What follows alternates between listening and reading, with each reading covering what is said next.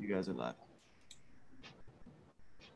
All right, we are now in a live session of the virtual meeting of the Board of Supervisors of Elections on August 10th, 2021. We're reconvening at 11:06 a.m.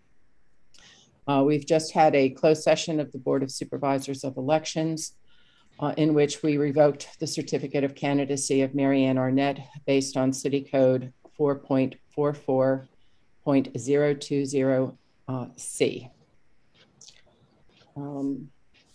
We are now going to move on to the certificate of candidacy for the vacant Annapolis Democratic Central Committee Ward 4 position.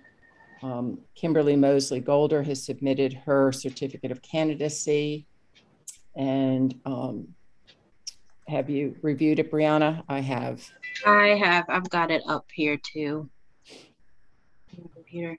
I don't have any notes about it. I didn't either. It looked complete. Anything need to be amended? Not that I have, because what would have needed to be amended, she already fixed and initialed. Okay, great. Okay, so can I have a motion to approve? Oh, I'm sorry. Do you have anything you want to say, Ms. Golder? You're muted. Oh, yep. Okay. No. Okay. All right. All right. Motion to approve certificate of candidacy for Kimberly Golder. Second. All in favor? Aye. All right. So Ms. Golder will be added to the list that we will be going through later in this meeting. So welcome aboard. All right. Thank you so much. Appreciate it. All right. Okay. Next item on the agenda is primary election pursuant to section 4.20.080. Is it E or D? Actually, I think here on my agenda it says E, but I think it's D. I think it's D. Yes, 4.20.080D. Okay.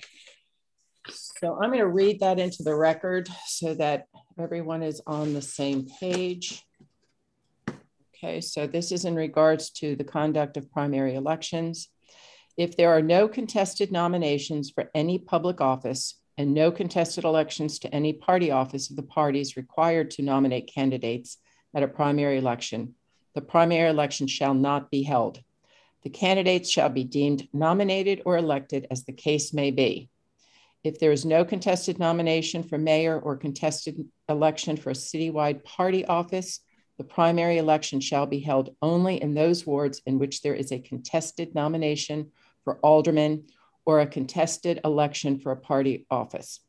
Unopposed candidates shall be deemed nominated or elected as the case may be. Therefore, there will be a primary election held in wards 3, 4, and 8. There will not be a primary election held in wards 1, 2, 5, 6, and 7. So this is an unusual occurrence, but it is in compliance with the code. Do we need a specific motion in the open session for this?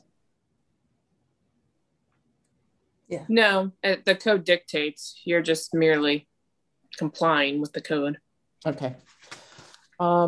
So while I mentioned this is an unusual situation, we've already started working with the Anne Arundel County Board of Supervisors of Elections, and we'll be doing a number of types of things to inform the public. Certainly, we've already initiated a communication plan, and we'll be adding this to the communication plan. Eligible voters in 3, 4, and 8 will be receiving a ballot in the mail. They will have a polling location open to them in their ward, and there will be drop boxes, not just in the wards that have elections, but the 8 drop boxes will be delivered to all 8 polling locations. we're hoping that that will decrease confusion, since you can put your ballot into any of the drop boxes. You can also put it into the U.S. Postal Service mail. And then, let's see.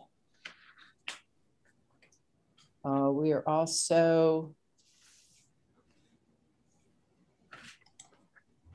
we will also be, so those that are in wards that are not going to be having a primary election, they will be receiving a mailing stating there will be no primary election and the reasons for it. They will also be listing all of the Democratic and Republican candidates in that mailing, and there will be information given out in regards to where you can call if you have any confusion.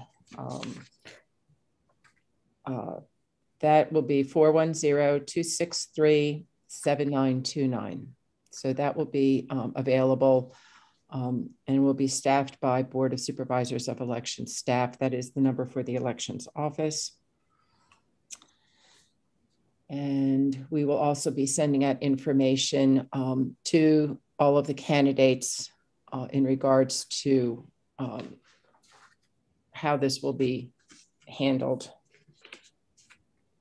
Anything else to add to that, anybody? Did I cover it all?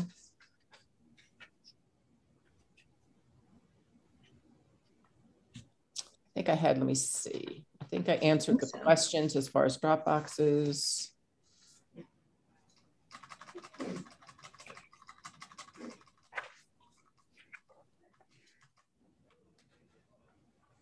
So we have drop boxes in all 8 wards. We'll have a dedicated phone number, which I just gave out. And we will be providing the names of candidates who are automatically advancing to the central election. So we'll be providing an update on all of the candidates to the city website later today. We still have to go through and put those on the ballot. Okay. All right. Anything else on a primary election? Nope. All right, so let's move on to the proposed candidate list. I'm going to read the proposed candidate list, and Ashley, do I need to identify those that are unopposed at this time, or will that be listed later? You can list it later. Okay. I mean, anybody that's unopposed is moving on to the general election. So I'll make a note of the ones that are opposed. I'll do it that way. So the mayoral candidates for the 2021 election, excuse me, will be Gavin Buckley, Democrat, Stephen Strawn, Republican. The aldermanic candidates by ward are Ward 1, Ellie Tierney, Democrat. She's unopposed. Ward 2 is Karma O'Neill, Democrat, and Scott Gibson, Republican. They are both unopposed in their parties. Ward 3 is Rhonda Pindell Charles, who is a Democrat, and Keanu Smith Brown, who is also a Democrat. So that is a contested election. Ward 4, I should note that there is no Republican running in Ward 3. Ward 4 is Sheila M. Finlayson, Democrat, and Tony Strong Pratt, Democrat. This is a contested election. There is no Republican running in Ward 4. Ward 5 will be Brooke Schandelmeyer as Democrat and Monica Fenton Matthey as Republican. So they are running individually in their parties, so no election there. Ward 6 is DeJuan Gay, Democrat, and George Michael Gallagher, Republican.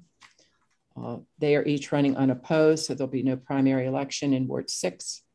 Ward 7, Rob Savage is running as a Democrat. He is unopposed, so there'll be no primary election in Ward 7. Ward 8, Ross H. Arnett III is a Democrat. Kathleen Katie George is a Democrat, so they will be running in the primary. There's no Republican running in that ward. Right, in Yes. Ward 8, there is. Rock Taves is running as a Republican, but he is running unopposed. And I don't know if I mentioned in Ward 7, there's no Republicans running. Okay, so just to clarify, in Ward 8, Ross H. Arnett III as a Democrat will be running against Kathleen Katie George as a Democrat in the primary election. Rock Taves is a Republican. He's running unopposed.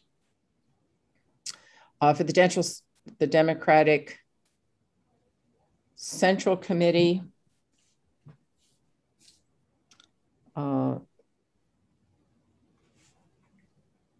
Ward 1 has an opening since Mr. McCarthy withdrew his certificate of candidacy. Ward 2 is Joshua Falk.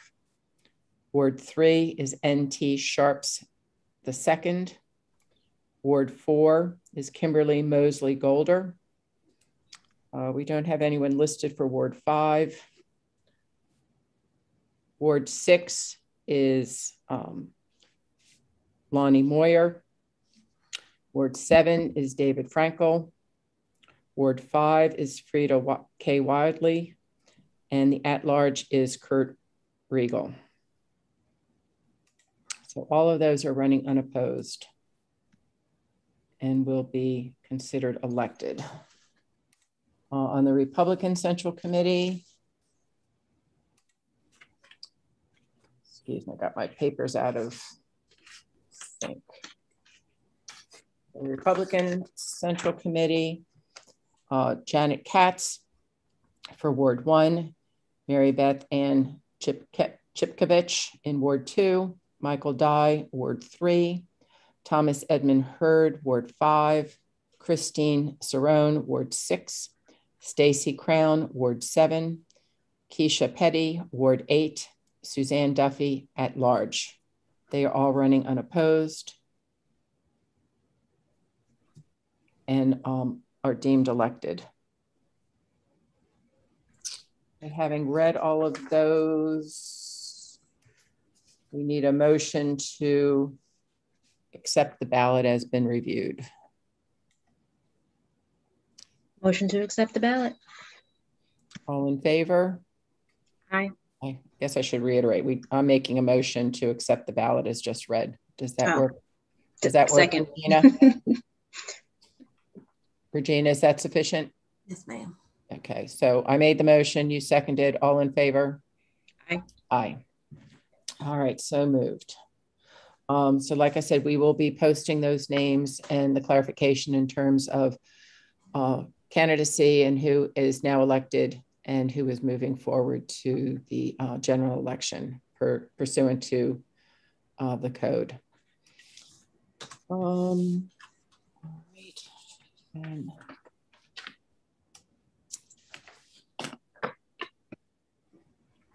anything else on the agenda? We have upcoming deadlines that we just want to put out to the public.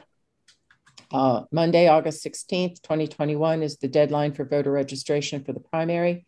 The board's office will be open from 9 a.m. to 9 p.m. Tuesday, August 24th, 2021 is the deadline for the first campaign finance report.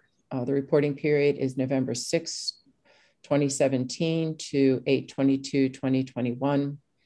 For incumbents, the reporting period is June 29th, 2020 to August 22nd, 2021.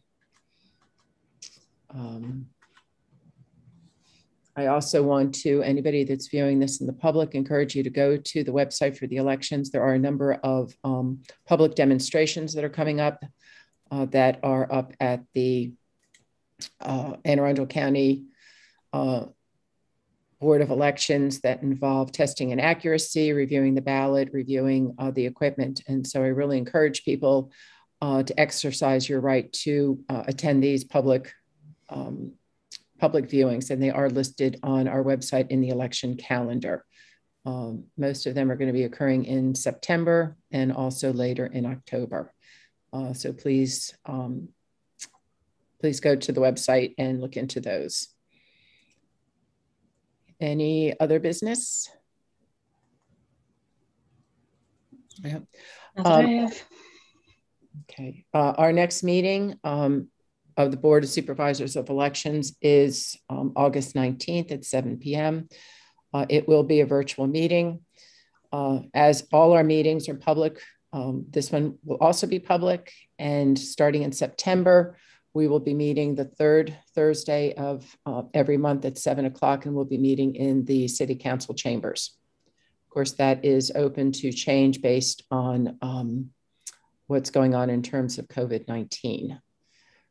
Also just want to let the public know that we are monitoring the state of emergency for COVID-19 and are taking that into consideration with the elections, and we'll be taking we've been working with the Office of Emergency Management in terms of making sure that all precautions are made for ensuring the safety of voters choosing to vote, particularly in person. Anything else? Oh, okay.